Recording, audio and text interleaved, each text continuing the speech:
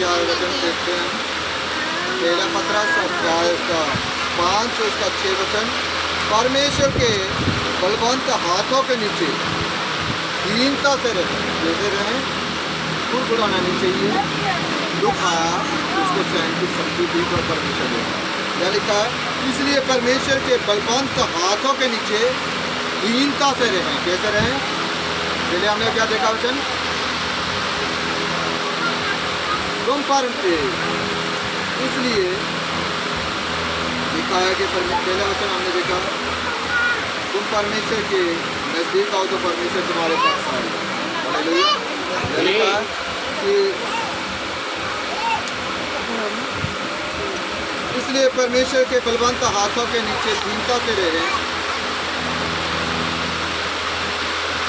रहो, जिससे वे तुम्हें उचित समय पर बढ़ाएगा। कैसे बढ़ाएगा? जिससे वे तुम्हें उचित समय पर बढ़ाएगा। अपनी सारी चिंता इसी पर डाल दो। अब किसके ऊपर डालिए चिंता? Hallelujah, hallelujah. हमें किसके ऊपर अपनी सारी चिंता डालनी है? परमेश्वर के ऊपर। अपनी सारी चिंता उसी पर डाल दो, क्योंकि उसको तुम्हारा ध्यान है। किसको तुम्हारा ध्यान है? परमेश्वर को तुम्हारा ध्यान है।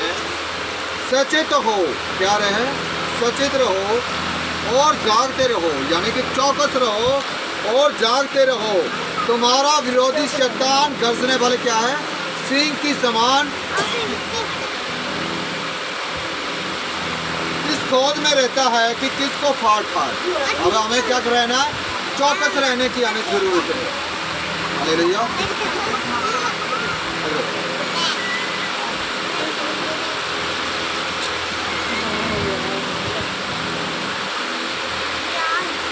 तो क्या रहना है? सचेत रहो और जागते रहो। क्या रहना हमें? जागते कैसे रहना? हालेलुया। प्रार्थना में जागना, आत्मा में जागना है। हालेलुया। जागते रहो,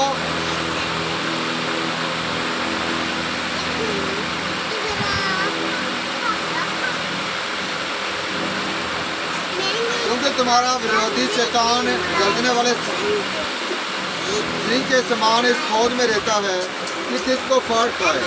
हालेलुया।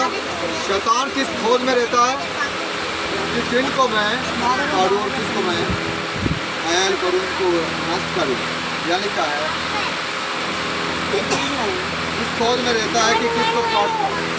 विश्वास में भीड़ होकर और ये जानकर उसका सामना करो। क्या करो?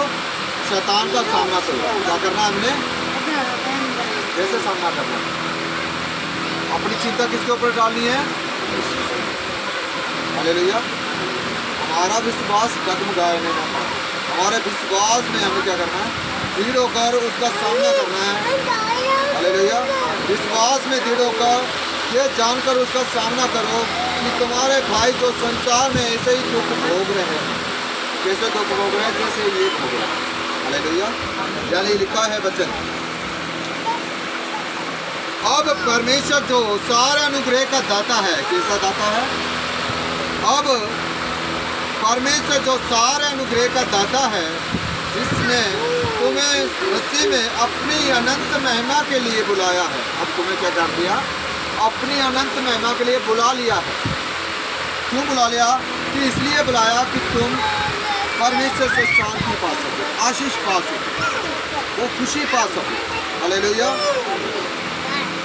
अब परमेश्वर जो सारे अनुग्रह का दाता है, जिसने तुम्हें मसीह में अपनी अनंत महिमा के लिए बुलाया है, तुम्हें थोड़ी देर तक दुख उठाने के बाद क्या करने के बाद?